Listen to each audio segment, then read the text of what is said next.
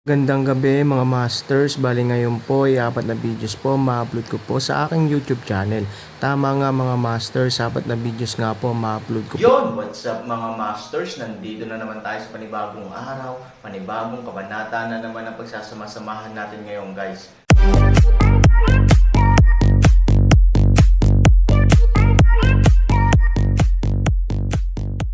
Bali mga masters, kung bago ka pa lang po sa aking YouTube channel, please click the subscribe button, lalong-lalo na po yung notification bell guys, para maging connected pa rin tayo sa isa't isa at maging updated kayo sa mga susunod ko pang video. Bali mga masters, bago natin umpisahan ng kwento ay mag-shoutout po muna tayo para sa mga solid nating tagapakinig. Shoutout kay Rompino JR, out kay Norlisa Sugay. Yun na nga mga masters, no? Bali hindi na ito patagalin. In 3, 2, 1, let's go! Mga master, magbabalik tayo sa pag-upload ng 4 na videos everyday simula ngayon araw. Salamat sa solid na pagsuporta mga master.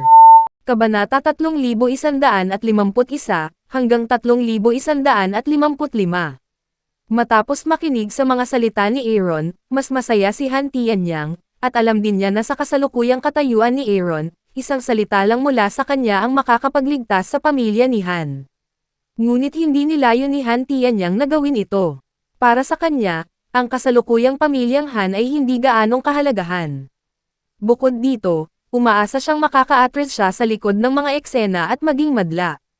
Ito ay sapat na upang panoorin ang pag-unlad ng Aaron. Matapos maging isang papay sa napakaraming taon, pagod na rin si Han Tianyang. Ngayong may mga successors na sa Han family, bakit kailangan mo pa siyang lumabas? Alam kong napakabuti mo at kayang iligtas ang pamilya Han, ngunit hindi ko gagawin iyon, sabi ni Han Tianyang. Bakit? May kahinahinalang tanong ng Aaron, bagamat mayroon lamang ngayon ang pamilyang Han sa tulong ng pamilya Nangang, ito ay ang maingat na pagsisikap ni Han Tianyang. Gusto ba niyang panoorin ang paghina ng pamilya Han? Dahil hindi mahalaga sa akin kung ang pamilyang Han ay mabubuhay o mamamatay. Ang mahalaga ay kung gaano kakataas, sabi ni Han Tianyang. Ngumiti si Han Sanchen. Natatakot ako na hindi maisip ni Han Tianyang kung gaano siya kataas. Sa kasalukuyang kakayahan ni Aaron, kahit anong klaseng status, basta gusto niyang makuha, makukuha niya. Ito ay isang bagay na hindi maaaring pigilan ng sinuman. Sayang lang at hindi naghahangad ng status ang Aaron. Matapos makita ang mundo ng Xuanyuan, lahat ng bagay sa mundo ay hindi hihigit sa nakaraan. Ang pera at katayuan ay walang kabuluhan para sa kanya. Malalim na nauunawaan ni Aaron na tanging lakas ang kanyang pinakamatibay na suporta. Hindi makakatulong sa kanya ang pera at katayuan kapag kaharap niya si Linlong. Ang gustong gawin ngayon ng Aaron ay makilala muli si Ivory. Wala siyang panahon at lakas para mapabuti ang kanyang katayuan sa lipunan. Lolo, I'm afraid I'll disappoint you. I have no desire or even disdain for status, sabi ni Aaron. Dahil dito, medyo nagulat si Han Tianyang. Lihim na nilikha ni Han Sanchen ang Feng Chen, na nagpapakita na mayroon siyang sariling ambisyon. Pero bakit ngayon niya pinapakita na wala siyang pakialam sa mga bagay na ito? Para saan mo nilikha ang Feng Chen? Tanong ni Han Tianyang. Feng Chen ang ideya ng huling henerasyon. Aaron sa oras na iyon ay natural na magdagdag ng higit pang mga card sa kanyang sarili, dahil alam niya na siya ay abandonahin ng pamilya Han maaga o huli, kaya kailangan niyang lumikha ng higit na halaga para sa kanyang sarili sa ilalim ng mga umiiral na pagkakataon. Hindi bababasa, pagkatapos umalis sa pamilyang Han, malulutas niya ang problema sa pagkain at pananamit. Ngunit ang buhay na ito, Aaron ay hindi na kailangang harapin ang sitwasyong ito, kahit nahiwalay sa pamilya Han. Ito ay hindi mahalaga para sa kanya, Feng Chen din ay walang malaking kabuluhan. Maglaro, sinabi ni Han Sanchen na hindi niya maipaliwanag ang totoong sitwasyon kay Han Tianyang, kaya masasabi lang niya kay Han Tianyang na ang pagtatatag ng Feng Chen ay ang kanyang mapaglarong ugali. Ang ganitong uri ng kasabihan ay nagpagulo sa ilang tao sa hapagkainan. Masaya lang, katuwaan lang. Ang susi ay ang paglalaro ni Aaron, ngunit dinala na niya si Feng Chen sa harapan ng Yanjing. At kahit na malamang na malampasan nito ang umiiral na 3 pamilya sa Yanjing sa hinaharap, na masyadong nanginginig sa lupa. Maging ang mukha ni Shi Jing ay nagpakita ng walang magawang ngiti. Ang mabahong batang ito ay hindi natatakot mag-flash ng kanyang dila kapag siya ay nagsasalita ng malaki. Hindi niya alam kung iyon ba talaga ang iniisip niya o basta-basta na lang magsalita. Laro lang ba ang Feng Chen?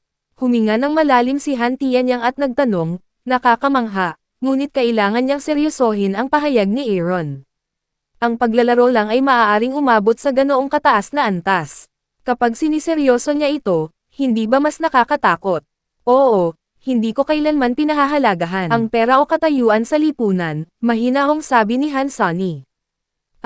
Muling bumantong hininga si Han Tianyang at sinabing, alam mo ba kung gaano karaming tao ang magagalit kung ikakalat ang iyong mga salita, at kung gaano karaming tao ang mamumuhay ng mahirap? Gusto nilang makuha kung ano ang mayroon ka, ngunit wala silang magagawa, pero hindi mo man lang pinapansin.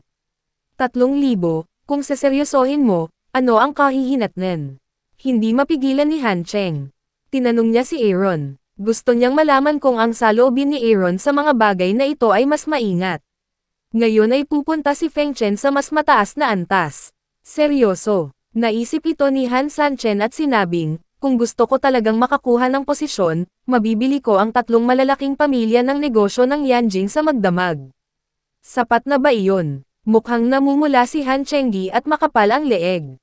Sa magdamag, sinira niya ang 3 pamilya. Parang nagyayabang, pero mukhang seryoso si Han Sunny. Halatang hindi siya nagbibiro. Sila ay 3 malalaking pamilya. Mayroon silang matatag na pundasyon at mahabang kasaysayan. Hindi isang simpleng bagay na bilhin sila. Ipinaalala ni Han Cheng na naisip niya na ang dahilan kung bakit sinabi ni Aaron ang mga ganoong salita ay hindi talaga naiintindihan ni Aaron ang 3 pamilya, kaya't siya ay nagsasalita ng ligaw. Ang kasalukuyang pamilyang Wang ay pupiko lang. Kung bibilhin ko ang pamilyang Wang, hindi ako gagastos ng kahit 1 sentimo. Personal kong ihaharap ito sa akin ni Wang Li. Tungkol naman sa pamilyang Yang, hindi kailanman ng ahas na magreklamo si Yang Bin. Ngayon siya ay nagsisisi pa rin sa ilang mga bagay sa wakas, Mo pamilya upang matiyak ang isang pangmatagalang pakikipagtulungan sa akin, si Mo Dafang ay umaasa na manligaw sa akin sa pamamagitan ng kasal, at lahat ng kanyang mga apo, hayaan akong pumili, ngunit hindi ako pumayag Aaron, sabi. Mapurol ang mukha ni Han Cheng. Nang marinig niyang sinabi ni Aaron na ang pamilya Wang ay isang papay, natarante na siya, at pagkatapos ay nabigla siya. Ayon kay Han Sanchen, kung totoo ang mga katotohanan ito, hindi ba na-control na ni Han Sanchen ang 3 pamilya sa Yanjing, ngunit hindi pa nabubunyag ang balita, hahahaha biglang tumangala si Han Tianyang at tumawa. Hindi niya talaga mapigilan ang kanyang inner ecstasy. Minsan ay umaasa si Han Tianyang na makipagtulungan sa 3 malalaking pamilya, ngunit ngayon ay sumusuko silang lahat sa Aaron. Paanong hindi magiging masaya si Han Tianyang? Mabuti, mabuti, mabuti. Si Han Chanyang yan ay nagsabi ng 3 magagandang salita, sapat na upang makita kung gaano siya kasaya tungkol dito. Pagkatapos ng maikling panahon ng pagkalito, sa wakas ay nanambalik ni Han Cheng ang kanyang isip, ngunit ang kanyang panloob na pagkabigla ay nananatili pa rin, dahil ito ay masyadong hindi kapanipaniwala para sa kanya. Ito ay hindi ganoon kadali. Para maalis niya ang kanyang kaluluwa, mayroon ding bagong pag-unawa si Han Cheng tungkol sa Aaron. Noong una, naisip lang niya na si Feng Chen ay nakakuha ng maraming pagkakataon sa pag-unlad, ngunit ngayon ay tila minamaliit niya ito kinokontrol ang negosyo sa Yanjing. Pagkatapos ng ilang malalim na paghinga, bahagyang huminahon si Han Cheng Kai, at pagkatapos ay tinanong si Aaron, ayaw mo ng katanyagan at kayamanan, ano ang gusto mong ituloy? Sa pagsasalita tungkol sa problemang ito, walang malay na tumaas ang bibig ni Aaron, na nagpapakita ng napakainit ng ngiti, na nasa mukha lamang ni Ivory, ipapakita niya ang ekspresyon. Bilang isang babae, si Shi Jing ay may malakas na sixth sense. Ang ngiti ni Aaron ay nagpaparamdam sa kanya na dapat ay may kinalaman siya sa isang babae. Kung hindi, hindi siya magiging mainit. At labis siyang nag-aalala sa mga pangyayari sa buhay ni Aaron, kaya agad niyang tinanong si Aaron, sino bang babae ang nagmumulto sa iyo? Han 3,001 leng, siya ay wala ring sinabi. Hindi inaasahang nahulaan ni Shi Jing, ang babae ay talagang kakilakilabot. Hindi, nananabik lang ako. Mabilis na sinabi ni Aaron na kung sasabihin ang kwento ni Ivory, hindi niya ito maipaliwanag ng malinaw. Total hindi naman niya iniwan si Yanjing.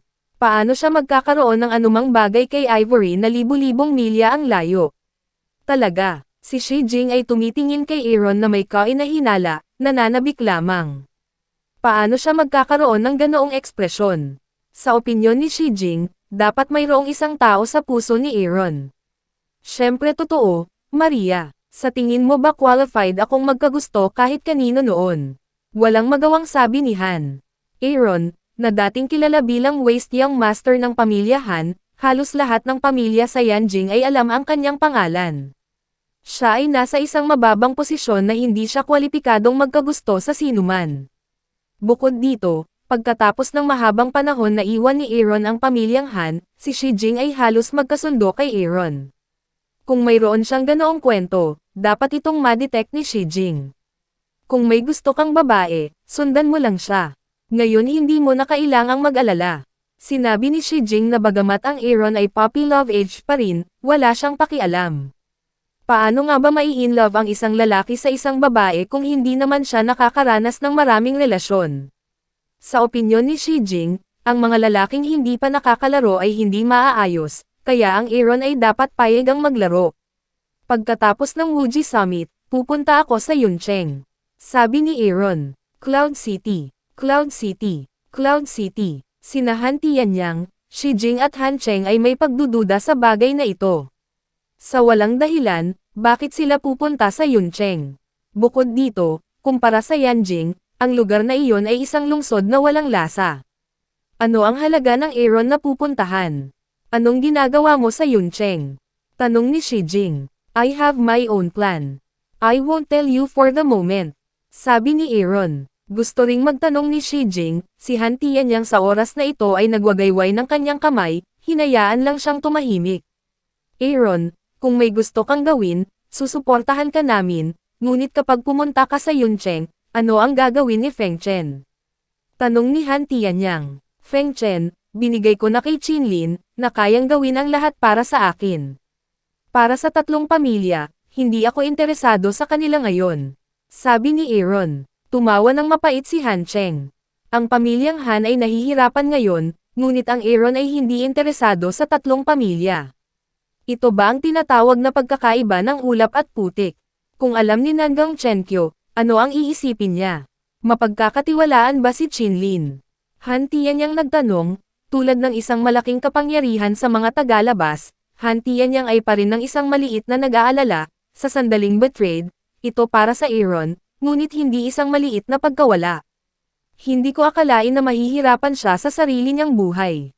Sinabi ni Han Sanchen na si Qinlin ay masasabing malungkot na anak na dinampot niya sa kalye. Bagamat hindi 100% sigurado si Han Sanchen sa katapatan ni Qinlin, sa ngayon, walang dapat pagdudahan si Qinlin. Bukod dito, sa kasalukuyang katayuan at lakas ni Han Sanchen, hindi dapat manggahas si Qinlin na ipagkanulo siya. Tumanggaw si Han Tianyang. Hanggat mapagkakatiwalaan ang Aaron, hindi niya sasabihin ang totoo tungkol dito. Pagkatapos ng lahat, ito ay kabilang sa Aaron, kaya dapat itong kontrolin niya. Bilang isang elder, kailangan lang niyang bigyan ng tamang pagbanggit ang Aaron. Wala pang ilang araw ang Wuji Summit. Kapag tapos na, aalis ka na. Sinabi ni Shi Jing na may pag-aatubili na mukha na siya ay nakatira sa Aaron sa panahong ito. Halos sanay na siya sa ganitong uri ng buhay, kaya biglang gustong umalis ni Aaron. For a moment, hindi pa rin niya matanggap. Oo, tumanggaw si Aaron at sinabing, hindi na siya makapaghintay ng matagal, at ngayon ay wala nang makakapidyaw sa kanya. Higit pa rito, alam ni Han Sanchen na ang pagkabata ni Ivory ay mabubuli din ni Su Haichao at ng iba pa dahil sa katayuan ni Su Goyao sa pamilyang So. Dapat siyang magpakita sa tabi ni Ivory sa lalong madaling panahon upang protektahan siya. Tungkol naman sa mga gawain ng pamilya Nangang, wala sa mood si Aaron na pamahalaan ang mga ito. Kahit na ang bagay na binanggit ni Nangang Bolang ay may kaugnayan sa Apocalypse at maging sa Xuanyuan World, hindi ito kasing halaga ni Ivory sa isipan ni Aaron. Gusto mo samahan kita? Mahinang tanong ni Shi Jing. Kahit nahulaan na niya ang sagot, hindi niya maiwasang magtanong. I'll be alone. You'd better stay with Dad. Matagal na kayong hiwalay. Nakangiting sabi ni Aaron. Tuwang-tuwa si Han Cheng na sabihin ito. Matagal na talaga siyang nawala kay Shijing. Kailangan pa rin niya si Shijing para sa ilang bagay. Ngunit si Shijing ay pumikit kay Han Cheng. Ang dahilan kung bakit siya binubuli ni Nangong Chenkyo sa pamilyang Han ay dahil walang bigat si Han Cheng sa kanyang mga salita.